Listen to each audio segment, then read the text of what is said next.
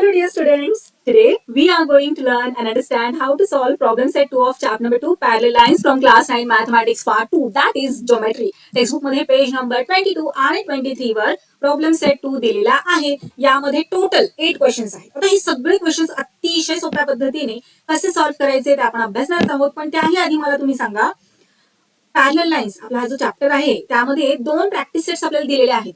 Practice set 2.1 आणि practice set 2.2 ते videos तुम्ही पाहिलेले आहेत का?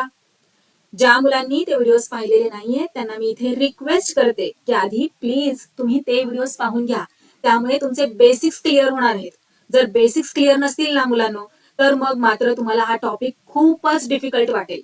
त्यामुळे आधी ते व्हिडिओज पाहून घ्या. लिंक्स डिस्क्रिप्शन बॉक्समध्ये दिलेले आहेत किंवा इथे एक आय बटन येईल त्यावर क्लिक करून सुद्धा तुम्ही डिरेक्टली ते व्हिडिओज पाहू शकता.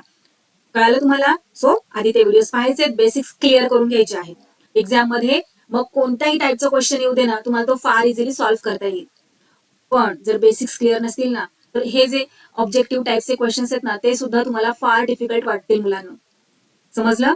चला आता आपण प्रॉब्लेम सेट 2 मधला फर्स्ट क्वेश्चन सॉल्व्ह करायला घेऊया.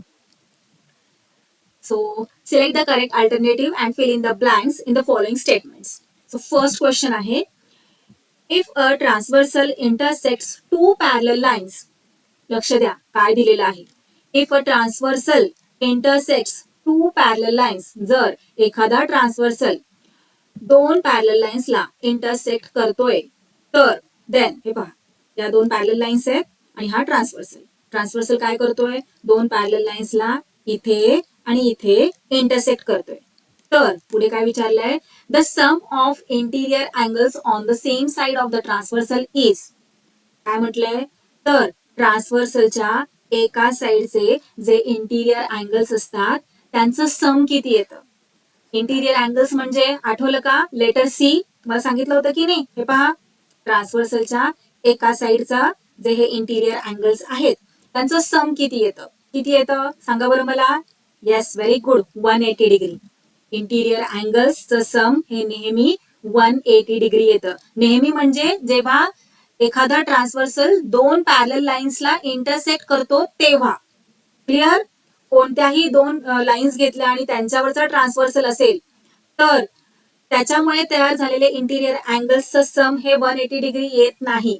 180 डिग्री केव्हा येतं, जेव्हा दिलेल्या दोन लाईन्स पॅरलल असतात आणि त्यांच्यावर एक ट्रान्सव्हर्सल असतो. त्या ट्रान्सव्हर्सलमुळे जे इंटिरियर अँगल्स फॉर्म होतात त्यांचं सम फक्त 180 डिग्री येतं.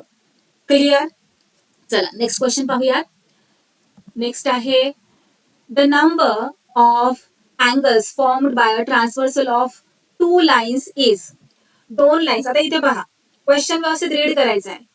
काय दिलंय इथे, पॅरलल लाईन वगैरे म्हटलंय का? नाही म्हटलं. काय म्हटलंय, टू लाईन्स, दोन लाईन्स वरच्या ट्रान्सव्हर्सलमुळे जे अँगल्स फॉर्म होतात ते किती असतात बाबा. तर हे पहा, आता इथे मी ह्या दोन पॅरलल लाईन्सच घेतलेल्या आहेत, पण अशी काही कंडिशन नाहीये की त्या पॅरलल लाईन्सच असल्या पाहिजेत असं इथे त्यांनी काही म्हटलेलं नाहीये. आणि जरी त्यांनी म्हटलं असतं तरी अँगल्स जे फॉर्म होतात ते 8च फॉर्म होतात, हो की नाही. हे पहा, इथे लाईन ए बी, ही लाईन सी डी, त्या लाईन वरचा ट्रान्सव्हर्सल GH, या ट्रान्सव्हर्सलमुळे हे पहा, हा ट्रान्सव्हर्सल इथे इंटरसेक्ट झालाय लाईन ए बी ला आणि लाईन सी डी ला इथे इंटरसेक्ट झालाय. लाईन ए बी ला इथे इंटरसेक्ट झाल्यामुळे किती अँगल्स फॉर्म झालेले आहेत, 1 2 3 4, बरोबर. त्यानंतर इथे लाईन सीडी ला इंटरसेक्ट झालाय ट्रान्सव्हर्सल, त्यामुळे किती अँगल्स फॉर्म झालेत, इथे 4 अँगल्स फॉर्म झालेत. असे टोटल इथले 4 इथले 4, टोटल किती झाले, 8 angles. So the number of angles formed by transversal of two lines is 8. Next question पाहूयात. A transversal intersects two parallel lines. If the measures of one of the angles is 40 degree, then the measure of its corresponding angle is dash. लक्षात घ्या, question मी इथे तुम्हाला पुन्हा पुन्हा सांगते की question व्यवस्थित रीड करायचं आहे. काय म्हटलंय, a transversal intersects two parallel lines, दोन पॅरलल लाईन्सला एक ट्रान्सव्हर्सल इंटरसेक्ट करतोय. Okay. If the measure of one of the angles is 40 degree. आता एका अँगलचं मेजर दिलेला आहे 40 डिग्री, पण हा अँगल कोणता आहे, करस्पॉन्डिंग. ओके. काय म्हटलंय, if the measures of one of the angles is 40 degree, then the measures of its corresponding angle is. हे पहा, आता करस्पॉन्डिंग अँगल म्हटलं की लेटर एफ तुमच्या डोळ्यासमोर आलं पाहिजे. करस्पॉन्डिंग अँगलचा पेअर इथे दिलेला आहे, त्यातला एक अँगल 40 डिग्रीचा दिलेला आहे. मग त्याचा करस्पॉन्डिंग अँगल जो असणार आहे तो किती डिग्रीचा असेल? तुम्हाला माहित आहे पॅरलल लाईन्सवरच्या ट्रान्सव्हर्सलमुळे जे करस्पॉन्डिंग अँगल्स फॉर्म होतात, जे पेअर फॉर्म होतात ते कॉन्ग्रुएंट असतात, हो की नाही? म्हणजे इथला हा अँगल आणि हा अँगल कॉन्ग्रुएंट म्हणजेच इक्वल असणार. हा जर 40 डिग्रीचा आहे तर हा सुद्धा 40 डिग्रीचाच असणार. सो इथे आन्सर येणार आहे 40 डिग्री. चला नेक्स्ट क्वेश्चन पाहूयात. प्रॉब्लेम सेटमुळे काय होतं माहितीये का मुलांना? आपली रिव्हिजन होते. जे आपण या चॅप्टरमध्ये सुरुवातीपासून शिकत आलेलो आहोत ना, ते इथे प्रॉब्लेम सेटमध्ये रिवाइज होत असतं. काय दिलेलं आहे? In triangle ABC. ओके, मी इथे हा ट्रायंगल ड्रॉ करून घेतलेला आहे. या ट्रायंगल एबीसी मध्ये अँगल ए 76 डिग्रीचा दिलेला आहे, अँगल बी 48 डिग्रीचा दिलेला आहे. So angle C is equal to किती डिग्रीचा असणार आहे? सांगा बरं मला. कोणताही ट्रायंगल त्याच्या सगळ्या अँगलचं जर आपण सम फाइंड आउट केलं तर ते किती येतं? आता हा ट्रायंगल ए बी सी आहे, त्याचा angle A plus angle B plus angle C केलं तर आपल्याला किती येतं? प्रॉपर्टी आहे ट्रायंगलची. येस, व्हेरी गुड, 180 डिग्री येतं, हो की नाही? सो हे पहा, angle A plus angle B plus angle C. लक्षात ठेवायचं हा, छोट्या छोट्या गोष्टी आहेत पण खूप महत्वाच्या आहेत. सगळ्यांचा आपण कोणत्याही टाईपचा तुम्ही ट्रायंगल घ्या, जगातला कुठलाही ट्रायंगल घ्या, त्याच्या सगळ्या अँगलचं सम हे 180 डिग्रीज येत असतं. सो इथे अँगल ए दिलाय 76, बी दिलाय 48 आणि सी आपल्याला फाइंड आउट करायचा आहे. सो 76 प्लस 48 किती येतं? 124 plus C as it is equal to 180. आता सी फाइंड आउट करायचं म्हणजे आपल्याला काय करावं लागणार? 124 ला पाठवावं लागणार इक्वल टूच्या राईट हँड साईडला. So C is equal to 180 already right hand साईडला आहे. आता याला इकडे पाठवायचं म्हणजे हा प्लस आहे की नाही, इकडे गेल्यावर मायनस. So 180 minus 124. 180 मायनस 124 केल्यानंतर ना आपल्याला आन्सर मिळतं 56. So angle C is equal to हे पहा ऑप्शन नंबर बी 56. चला नेक्स्ट पाहूयात. फिफ्थ क्वेश्चन आहे. Two parallel lines are intersected by a transversal. पहा, दोन पॅरलल लाईन्स दिलेल्या आहेत आणि एका ट्रान्सव्हर्सलमुळे इंटरसेक्ट होत आहेत या lines. If measure of one of the alternate interior angles is 75 degree, then the measure of the other angle is. हे पहा काय म्हटलेलं आहे? दोन पॅरलल लाईन्स आहेत आणि त्याच्यावरचा ट्रान्सव्हर्सल. आता या ट्रान्सव्हर्सलमुळे अल्टरनेट अँगल्स फॉर्म झालेले आहेत इथे, बरोबर? आणि कंडिशन त्यांनी सुरुवातीलाच म्हटलेलं आहे, या दोन लाईन्स कशा आहेत? पॅरलल आहेत. ओके, आणि हे अल्टरनेट अँगलचे पेअर इथे आपल्याला मिळालेले आहेत. तुम्हाला माहित आहे दोन पॅरलल लाईन्सवरच्या ट्रान्सव्हर्सलमुळे जे अल्टरनेट अँगल्स फॉर्म होतात, जे पेअर फॉर्म होतात ते कसे असतात? इक्वल असतात. मग हा अँगल जर 75 डिग्रीचा आहे तर त्याचा पेअर जो असणार आहे तो सुद्धा 75 डिग्रीचाच असणार आहे, ओके नाही? सो इथे आन्सर येणार आहे ऑप्शन नंबर सी 75 डिग्री. चला आता नेक्स्ट क्वेश्चन नंबर 2 सॉल्व्ह करायला घेऊया. Ray P Q and ray P R perpendicular to each other. Point B and A are in the interior and exterior of angle QPR respectively. Ray PP and ray PA are perpendicular to each other. Draw a figure showing all these rays and write. आता हे पहा, आपल्याला हे सगळं draw करायचंय आणि या क्वेश्चन्सचे answers द्यायचे आहेत.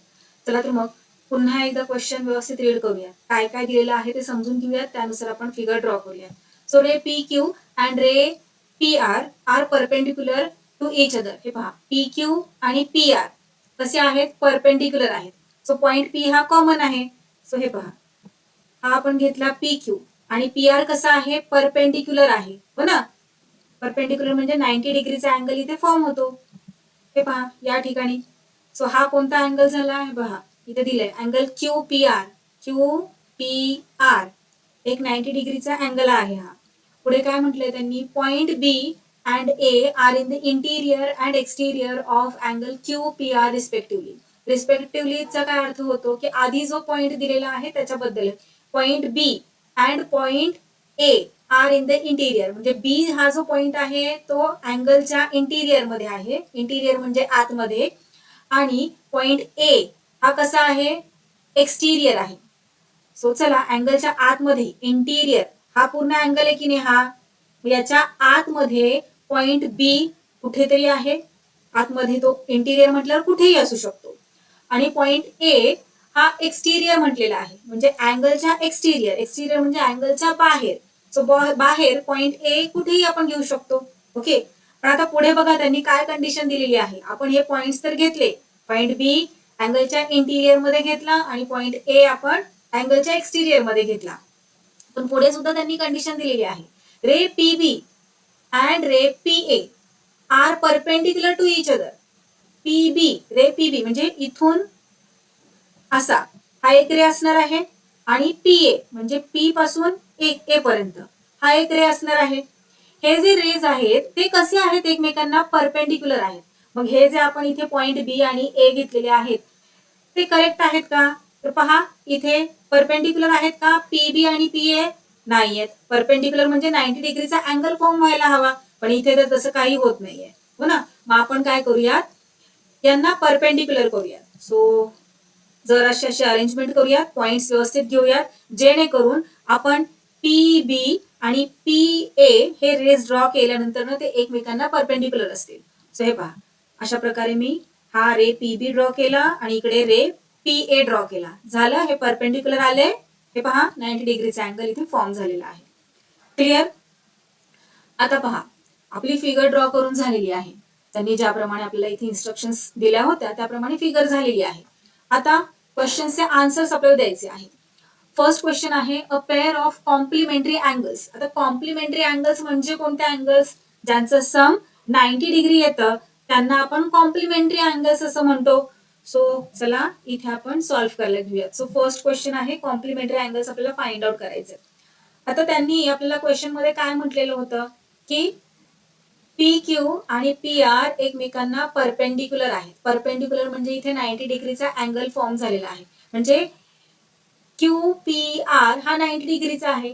पण हे पहा पी बी या रेमुळे क्यू पी आर चे दोन तुकडे तयार झालेले आहेत, दोन अँगल्स फॉर्म झालेले आहेत. हे पहा measure of angle Q P R is equal to 90 degree. Okay नाही. आता हे पहा हे दोन अँगल्स इथे फॉर्म झाले आणि हा टोटल जो अँगल आहे क्यू पी आर हा कसा आहे 90 डिग्रीचा आहे. पण क्यू पी आर कसा फॉर्म होतोय आता इथे, तर हे पहा दोन अँगल्स मिळून क्यू पी आर तयार होतोय आणि क्यू पी आर कसा आहे 90 डिग्रीचा आहे. बरोबर, म्हणजे इथे हे पहा हे गिवन आहे की नाही P Q is perpendicular to P R, म्हणून इथे 90 डिग्रीचा अँगल फॉर्म झालेला आहे. आता क्यू पी आर कसा फॉर्म झालेला आहे, measure of angle Q P B. Q P B हा एक अँगल आणि बी पी आर हा एक अँगल, दोन अँगल्स मिळून आपला हा angle Q P R form झालेला आहे. बरोबर. सो क्यू पी आर 90 डिग्रीचा आपल्याला दिलेला आहे. Q P B plus B P R is equal to किती दिलेला आहे, क्यू पी आर 90 डिग्री आणि 90 डिग्री ऍडिशन आलं, सम आली 90 डिग्री, म्हणजे काय झालं हे दोन अँगल्स कसे झाले कॉम्प्लिमेंटरी झाले. सो हे अँगल्स कसे आहेत क्यू पी बी आणि बी पी आर हे पेअर ऑफ कॉम्प्लिमेंटरी अँगल्स आहेत. ओके, आता हा एक पेअर तर आपल्याला मिळाला कॉम्प्लिमेंटरी अँगल्सचा. आणखी सुद्धा एक पेअर आपण फाइंड आउट करू शकतो. कोणता, तर हे पहा इथे ए पी बी हा सुद्धा तर 90 डिग्रीचा आहे, कारण क्वेश्चन मध्ये आपल्याला दिलं होतं पी बी आणि पी ए हे जे दोन रेज आहेत ते एकमेकांना परपेंडिक्युलर आहेत. परपेंडिक्युलर असल्यामुळे ए पी बी 90 डिग्रीचा झाला. बरोबर, म्हटल्यावर ए पी बी हा दोन अँगल्स मिळून फॉर्म झालेला अँगल आहे. कोणते दोन अँगल्स, तर बी पी आर आणि ए पी आर. बरोबर, या दोघांची ऍडिशन आपण केली की आपल्याला काय मिळणार आहे ए पी बी हा 90 डिग्रीचा अँगल मिळणार आहे. बरोबर, म्हणजे ए पी आर आणि बी पी आर कसे अँगल्स झाले, पेअर ऑफ कॉम्प्लिमेंटरी अँगल्स. हे सुद्धा तुम्ही राईट करू शकता. कसं राईट करणार, हे पहा सेम या टाईप मध्येच आपल्याला राईट करायचं आहे. Measure of angle A P B is 90 degree as P B is perpendicular to P A. Also APB कसा फॉर्म झालेला आहे, measure of angle APR plus BPR is equal to APB. APB दिलेला आहे आपल्याला 90 degree. बरोबर, 90 degree दिला की नाही, म्हणजे मेजर ऑफ अँगल एपीआर म्हणजे अँगल एपीआर आणि अँगल बीपीआर यांचं सम केल्यानंतर आपल्याला 90 डिग्री मिळत आहे. म्हणजेच हे दोन अँगल्स कसे झाले कॉम्प्लिमेंटरी अँगल्स झाले. चला फायनल आन्सर मध्ये इथे राईट करूयात मग आपण. Angle APR and angle BPR are pair of complementary angles. कळलं? इझी होतं की नाही? चला नेक्स्ट पाहूयात आता. सेकंड नंबरला दिलेला आहे a pair of supplementary angle. Supplementary म्हणजे काय? तर सम 180 डिग्री आलं पाहिजे. ओके नाही. कॉम्प्लिमेंटरी म्हणजे सम 90 डिग्री आलं पाहिजे. सप्लिमेंटरी म्हणजे सम 180 डिग्री आलं पाहिजे. आता आपल्याला क्वेश्चन मध्ये काय दिलं होतं? क्यू पी आर हा 90 डिग्रीचा अँगल आहे, बरोबर, कारण की पी आर आणि पी क्यू हे एकमेकांना परपेंडिक्युलर आहेत. त्याचप्रमाणे पी बी आणि पी ए हे रेस सुद्धा एकमेकांना परपेंडिक्युलर आहेत, म्हणजे हा अँगल सुद्धा 90 डिग्रीचा आहे. Q P R 90 degree plus A P B 90 degree. 90 plus 90 किती झालं? 180 डिग्री, बरोबर. म्हणजे क्यू पी आर आणि ए पी बी हे कसे अँगल्स झाले? सप्लिमेंटरी अँगल्स झाले. आता इथे काही मुलांना प्रश्न पडू शकतो, पण हा जो पार्ट आहे हा पार्ट तर दोन्ही अँगल्सचा कॉमन आहे, काही फरक पडत नाही, बरोबर. जरी हा पार्ट कॉमन असला तरी काही फरक पडत नाही. आपल्याकडे क्यू पी आर 90 डिग्रीचा आहे आणि ए पी बी सुद्धा 90 डिग्रीचा आहे, म्हटल्यावर 90 प्लस 90 किती होतं? 180 डिग्री. सो हे कसे अँगल्स झाले? सप्लिमेंटरी अँगल्स झाले. चला सोल्युशन कसं राईट करायचं ते पाहूयात. Major of angle APB. APB कोणता? एपीबी हे पहा, एपीबी त्याचं किती आहे मेजर? 90 डिग्री आहे, बरोबर. एपीबी आहे 90 डिग्री आणि क्यूपीआर किती आहे? क्यूपीआर तो सुद्धा 90 डिग्री आहे. सो 90 प्लस 90 किती झाले? 180 डिग्री. म्हटल्यावर angle APB and angle QPR, APB आणि क्यूपीआर हे कसे अँगल्स झाले? सप्लिमेंटरी अँगल्स झाले. सो हे झाले आपले या क्वेश्चनचे आन्सर. चला थर्ड सब क्वेश्चन पाहूयात. अ pair of congruent angles. Congruent म्हणजे इक्वल, ज्या अँगल्सचे मेजर इक्वल आहे, सेम आहे, अशा अँगल्सला आपण कॉन्ग्रुएंट अँगल्स असं म्हणतो. मग कॉन्ग्रुएंट अँगल्स कोणते आहेत? आपल्याला माहित आहे क्यू पी आर 90 डिग्रीचा आहे, हो की नाही. क्यू पी आर कसा आहे? 90 डिग्रीचा. त्याचबरोबर एपीबी हा पण 90 डिग्रीचा आहे. क्यू पी आर 90 डिग्री आणि एपीबी सुद्धा 90 डिग्री. सो इथे आपण राईट करूया solution. Measure of angle Q P R is equal to measure of angle APB किती आहे? 90 डिग्री. म्हणजे हे दोन अँगल्स कसे झाले? इक्वल झाले. इक्वल म्हणजेच कॉन्ग्रुएंट. सो इथे आन्सर राईट करूया. Q P R and angle APB are pair of congruent angles. आता इतकंच जरी तुम्ही आन्सर राईट केलं तरी सुद्धा सफिशियंट आहे. तुम्हाला आणखीन अँगल्स कॉन्ग्रुएंट राईट करायला पाहिजे असतील किंवा फाइंड आउट करायचे असतील तर तुम्ही ते फार इझिली फाइंड आउट करू शकता. कसे ते पहा. हे पहा, तुम्हाला क्वेश्चन असाही विचारला जाऊ शकतो की दोन पेअर्स सांगा कोणत्या आहेत. आता इथे तसं काही सांगितलं नव्हतं, फक्त अ पेअर ऑफ कॉन्ग्रुएंट अँगल्स म्हटलं होतं. एकच पेअर तुम्हाला विचारला होता. सो एक पेअर तुम्ही इथे ऑलरेडी राईट केलेला आहे. पण एक्झाम मध्ये जर तुम्हाला अशा टाईपचा क्वेश्चन आला आणि दोन पेअर्स सांगा असं जर म्हटलं तर दोन पेअर्स कोणते सांगताल? हे पहा. आता इथे आपण इथे प्रूफ केलेलं आहे की क्यू पी आर आणि ए पी बी हे दोन कॉन्ग्रुएंट अँगल्स आहेत. ओके, इक्वल आहेत मेजरने. पण क्यूपीआर कसा फॉर्म झालेला आहे? क्यूपीआर दोन अँगल्सने मिळून फॉर्म झालेला आहे की नाही. कोणते दोन अँगल्स? तर R P B plus BPQ या दोन अँगल्सने मिळून फॉर्म झालेला आहे क्यूपीआर. मग त्याच्या जागी आपण हे दोन अँगल्स राईट करूयात, आरपीबी प्लस बीपीक्यू. आणि एपीबी हा सुद्धा दोन अँगल्सने मिळून फॉर्म झालेला आहे. मग त्याच्या जागी आपण ते दोन अँगल्स राईट करूयात, RPB plus APR. RPB plus APR. आता पहा बरं, आरपीबी कॉमन आहे दोन्हीकडे, बरोबर. कट करून टाकूयात. केलं, काय रिमेनिंग राहिलं? BPQ is equal to APR. म्हणजे हे जे दोन अँगल्स आहेत बीपीक्यू आणि एपीआर हे सुद्धा इक्वल आहेत, कॉन्ग्रुएंट आहेत. मग चला हे पेअर राईट करूया तिथे. So angle BPQ is equal to angle APR. Final answer, angle APQ and angle APR are a pair of congruent angles. Clear? चला आता नेक्स्ट पाहूया. काही आधी आपला हा जो सेकंड क्वेश्चन होता त्याचे हे सगळे कम्प्लीट आन्सर. Next question पाहूयात. Question number 3. Prove that if a line is perpendicular to one of the two parallel lines, then it is perpendicular to the other line also. Question काय दिलेला आहे व्यवस्थित समजून घ्या. काय प्रूव्ह करायला सांगितलेलं आहे आपल्याला की जर एखादी लाईन दिलेल्या दोन पॅरलल लाईन्स पैकी एका लाईनला परपेंडिक्युलर असेल तर ती दुसऱ्या लाईनला सुद्धा परपेंडिक्युलर असते. हे प्रूव्ह करायला सांगितलेलं आहे. आय होप क्वेश्चन व्यवस्थित तुम्हाला कळाला असेल. नसेल कळाला तर आता इथे आपण फिगर ड्रॉ करून पाहूयात आणि मग पुन्हा एकदा समजून घेऊयात. हे पहा, दोन पॅरलल लाईन्स आहेत, लाईन एल आणि लाईन एम. या पॅरलल लाईन्स आहेत. या दोन लाईन्स पैकी एका लाईनलाच ही जी लाईन एन आहे ना ती परपेंडिक्युलर आहे असं त्यांनी म्हटलेलं आहे. Line L, line M parallel lines आहेत. या दोन पॅरलल लाईन्स पैकी एका लाईनला लाईन एन परपेंडिक्युलर आहे, तर प्रूव्ह करायला सांगितलेलं आहे की ही जी लाईन एन आहे ती लाईन एम ला सुद्धा परपेंडिक्युलर असते. क्लिअर? चला आता आपण गिव्हन काय काय आहे ते राईट करून घेऊयात.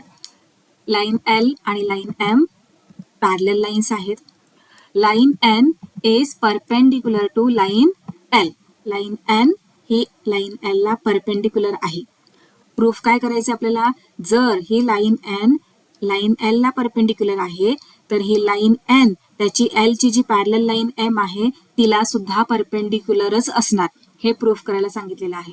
सो इथे राईट करून घेऊयात. To proof what we have to proof, line N is perpendicular to line M. इथपर्यंत कळालं. आता कसं सॉल्व्ह करणार आपण, तर पहा बरं, लाईन एल आणि लाईन एम या दोन पॅरलल लाईन्स आहेत, ओके नाही. आणि लाईन एन काय झाला, त्यांचा ट्रान्सव्हर्सल झाला, बरोबर. या ट्रान्सव्हर्सलमुळे इथे 90 डिग्रीचा अँगल फॉर्म होतोय. जर इथे 90 डिग्रीचा अँगल फॉर्म होतोय तर हे पहा, इथे 90 डिग्रीचा अँगल फॉर्म होतोय. लाईन एल आणि लाईन एम या पॅरलल लाईन्स आहेत. पॅरलल लाईन्स आहेत, एन त्यांच्यावरचा ट्रान्सव्हर्सल आहे.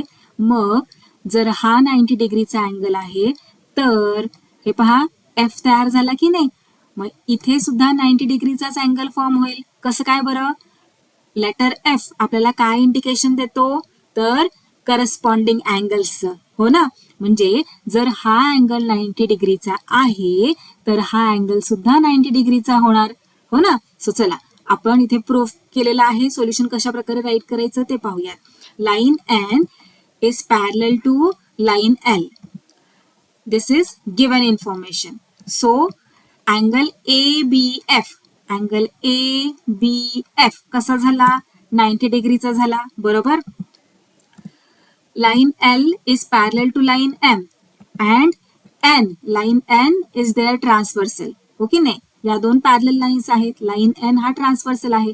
या ट्रान्सव्हर्सल मुळे इथे करस्पॉन्डिंग अँगल्स फॉर्म झालेले आहेत आणि करस्पॉन्डिंग अँगल्स हे कॉन्ग्रुएंट असतात. जेव्हा दोन पॅरलल लाईन्स असतात आणि त्यांच्यावरचा ट्रान्सव्हर्सल असतो तेव्हा जे करस्पॉन्डिंग अँगल्स फॉर्म होतात ते कॉन्ग्रुएंट असतात, इक्वल असतात. हे आपण अभ्यासलेलं आहे. मग जर हा 90 डिग्रीचा आहे तर हा अँगल सुद्धा 90 डिग्रीचा होणार. चला मग इथे राईट करून घेऊयात. Measure of angle ABF is equal to measure of angle BCH. किती, 90 डिग्री. का बरं, कारण करस्पॉन्डिंग अँगल्स आहेत, बरोबर. So measure of angle BCH is equal to 90 degree from 1 and 2. हे पहा, हे दोन इक्वल आहेत. जर ABF 90 डिग्रीचा आहे तर BCH सुद्धा 90 डिग्रीचा येणार, कारण हे दोन करस्पॉन्डिंग अँगल्स आहेत. So line N is perpendicular to line M. आता 90 डिग्रीचा आहे म्हटल्यावर लाईन N ही परपेंडिक्युलरच असणार आहे. लाईन एम ला परपेंडिक्युलर आहे म्हणून तर 90 डिग्री होतंय की नाही इथे. So line N is perpendicular to line M. कळालं. अशा प्रकारे आपण इथे प्रूफ करून दाखवलेलं आहे की कसं काय ही जी लाईन एन आहे ती लाईन एल ला परपेंडिक्युलर आहे म्हटल्यावर त्याची जी पॅरलल लाईन एम आहे तिला सुद्धा परपेंडिक्युलर असणार. चला नेक्स्ट क्वेश्चन पाहूयात. Hence proofed. Question number 4. In figure 2.24, या फिगरचं नाव आहे 2.24, टेक्स्टबुक मध्ये दिलेलं आहे. Measures of some angles are shown. Yes, काही अँगल्सचे मेजर्स इथे दिलेले आहेत. Using the measures find the measures of angle X and angle Y. आता हे मेजर्स यूज करून आपल्याला अँगल एक्स आणि अँगल वाय फाइंड आउट करायला सांगितलेलं आहे. And hence show that line L is parallel to line M. आणि मग आपल्याला हे सुद्धा प्रूफ करायला सांगितलेलं आहे, शो करायला सांगितलेलं आहे की लाईन एल आणि लाईन एम या पॅरल लाईन्स आहेत. सो हे पहा, इथे या अँगलचे मेजर आहे 130 डिग्री. फाइंड आउट करायला सांगितलेलं आहे आपल्याला एक्स हा अँगल. त्यानंतर ना हा अँगल आहे 50 डिग्रीचा. फाइंड आउट करायला सांगितलेला आहे हा वाय अँगल. क्लिअर? आता व्यवस्थित ऑब्झर्व करा. आपल्याला एक्स आणि वाय कसे काय बरं मिळतील, त्यांचं मेजर कसं काय मिळेल? तर हे पहा, इथे ही लाईन आणि ही लाईन, या दोन लाईन्स या पॉइंटला इंटरसेक्ट करतायत. पहा बरं इथे, हो ना?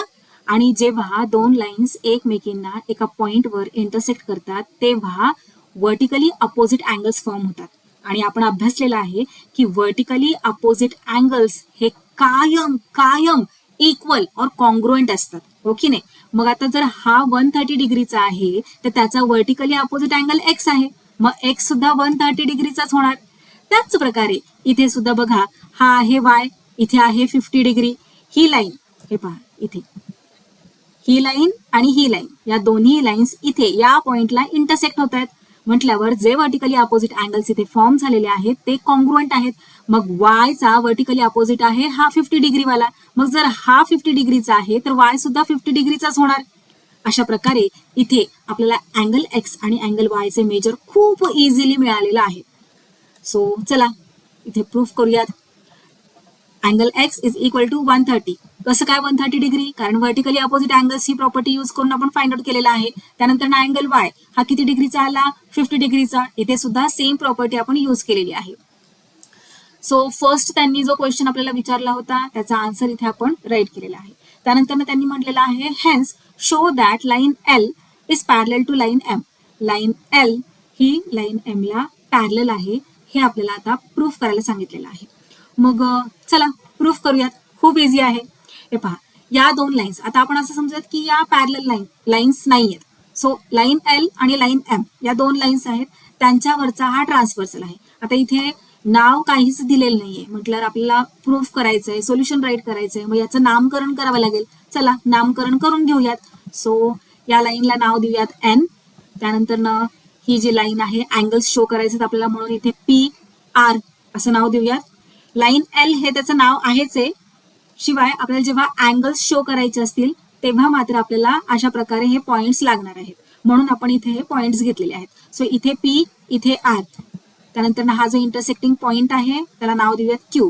त्यानंतर ना एस यू या लाईनचं नाव आहे एम आणि आपण त्याच्यावर हे पॉइंट्स घेतलेले आहेत एस यू. आणि इथे हा ट्रान्सव्हर्सल आहे तो या ठिकाणी इंटरसेक्ट झाला आहे, इथे नाव देऊन घेऊयात टी. ओके, आता पहा बरं, इथे ही लाईन एल, ही लाईन एम, या दोन लाईन्सवर लाईन एन हा ट्रान्सव्हर्सल आहे. या ट्रान्सव्हर्सलमुळे या दोन लाईन्सवर इंटिरियर अँगल्स फॉर्म झालेले आहेत. आता कोणते आहेत ते इंटिरियर अँगल्स? तर अँगल पी क्यू टी आणि अँगल एस टी क्यू हे दोन इंटिरियर अँगल्स फॉर्म झालेले आहेत. इथे आपण खाली राईट करून घेऊयात. Here angle P Q T, measure of angle P Q T किती आहे? P Q T 130 degree, right करून घेऊयात. त्यानंतर ना measure of angle Q T S किती आहे? 50 डिग्री. ओके, आता हे जे इंटिरियर अँगल्स फॉर्म झालेले आहेत इथे 130 डिग्री आणि हा 50 डिग्री ऍड करा बरं. 130 डिग्री प्लस 50 डिग्री किती येत आहे? So major of angle P Q T plus major of angle Q T S किती येणार? 130 प्लस 50 180. पहा, आता हे जे इंटिरियर अँगल्स फॉर्म झालेले आहेत त्यांचं सम 180 डिग्री येत आहे.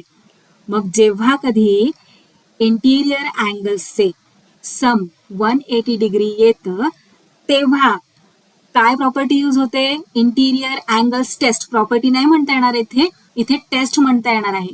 जेव्हा इंटिरियर अँगल्सचं सम 180 डिग्री येतं तेव्हा ज्या दोन लाईन्सवर ते इंटिरियर अँगल्स ट्रान्सव्हर्सलमुळे फॉर्म झालेले असतात त्या दोन लाईन्स पॅरलल असतात. हो ना, म्हटल्यावर इथे लाईन एल आणि लाईन एम या दोन लाईन्स पॅरलल आहेत. सो आपण इथे खाली राईट करून घेऊयात. But angle PQT and angle QTS are a pair of interior angles on line L and line M when line N is the transversal. So line L is parallel to line M. कोणती इथे taste आपण use केली? Interior angles taste, आणि आपण proof केलेला आहे. इथे line L कशा प्रकारे लाईन एम ला पॅरलल आहे. सो इथे हा आपला 4th क्वेश्चन कम्प्लीट सॉल्व्ह करून झालेला आहे.